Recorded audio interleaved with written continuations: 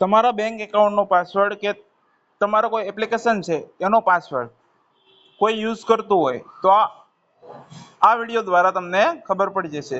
જ્યાં નીચે આપણે સેટિંગમાં આવીએ એટલે અહીં ગૂગલની અંદર જવાનું છે. ગૂગલની અંદર અહીંયા જવાનું છે પાસવર્ડ મેનેજમેન્ટમાં. ત્યાર પછી જવાનું છે અહીંયા સેટિંગમાં. સેટિંગમાં જતા રહીએ ને મિત્રો તો આપણે જે આ ઓફ હોય તો એના માટે આ ઓન કરી લેવાનું છે.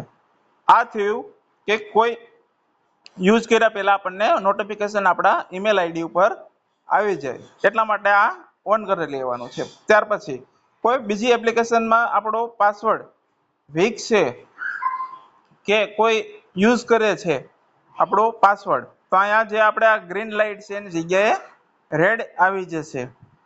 ત્યાર પછી જે વીક થાય છે તો એ પણ આપણને જો મારામાં નવ એપ્લિકેશનની અંદર પાસવર્ડ વીક થઈ રહ્યો છે એ પણ આપણને શો કરશે.